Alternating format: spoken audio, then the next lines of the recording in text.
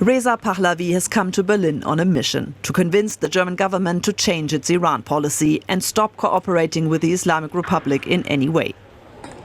Given the bloody crackdown against Iranians after mass protests in January, followed by an ongoing wave of executions, and the country's nuclear and missile program that's not only threatening the region but the world, Pahlavi says it's time to stop negotiating with the Islamic Republic.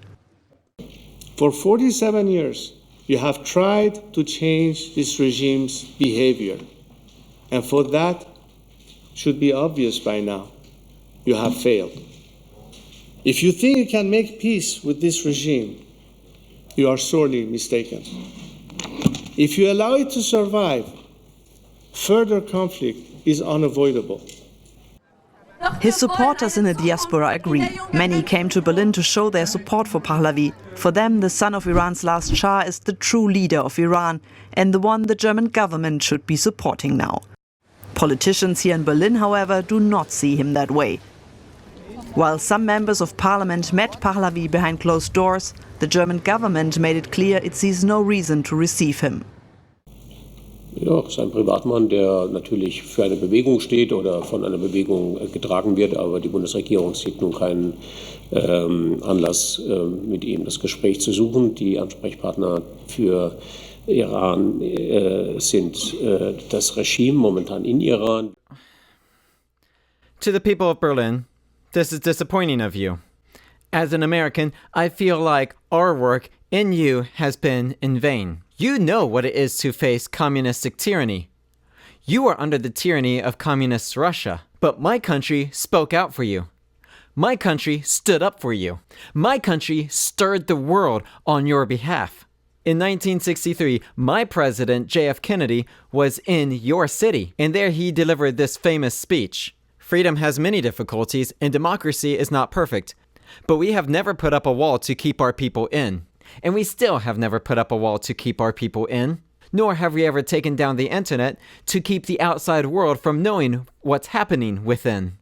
We Americans have fought for your freedom, and you have been one of our greatest allies ever since. You are one of our most valuable allies in the tech industry. German engineers are renowned for their mechanics, and some of the machines I work with have manuals in German in them. Your machines are wonderfully made, very compact and very sleek. And aside from Japan, South Korea, and Israel, you hardly have a rival in the tech and industry department. But how then can you turn a blind eye to the cries of the Iranian people? We Americans heard your cries for freedom, and we spoke out for you. How dare you refuse to hear the cries of the Iranians? The world gave you a gift.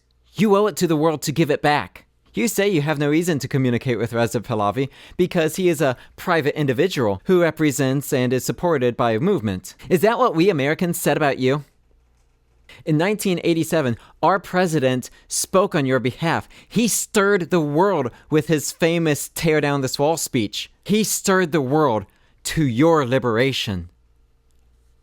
Listen to the speech. Mr. Gorbachev, open this gate.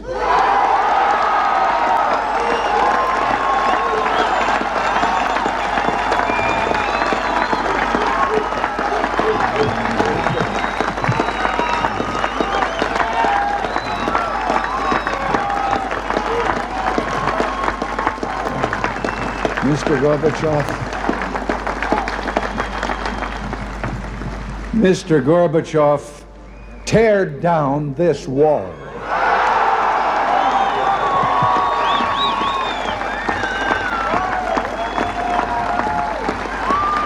Listen to how the audience bursted with applause. This is not many eons ago. This is not ancient history. This is within living memory. These people cheering for America speaking on your behalf are probably your grandparents, are probably your parents. And perhaps if this video goes wide enough, some of you watching it now are saying, yes, I was there myself. The Berlin Wall came down only a few months before I was born. Your liberty is hardly older than I am. Do I look so elderly? Do I look so ancient? This is some of your own parents' generation. Ask them about it, if it is not you yourself. Is it not enough that you are so ungrateful to Americans that you would not pass on this gift to the Iranians? But rather that you go further than that. that you are so selfish as to celebrate when we give this gift to you, but condemn us when we give it to them. We heard the cry of your 3.5 million people. Will you not hear the cry of Iranians' 80 million people calling out for aid?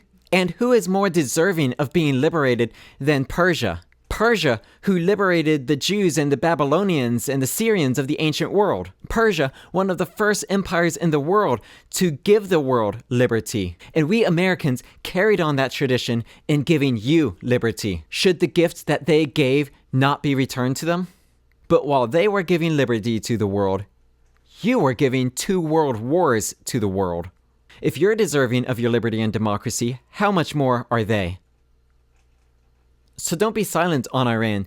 Don't turn your back on them. We do not turn our back on you. Hear the cries of the people. Join America, join Israel in freeing and liberating the people of Iran. For why should us liberating you be in vain?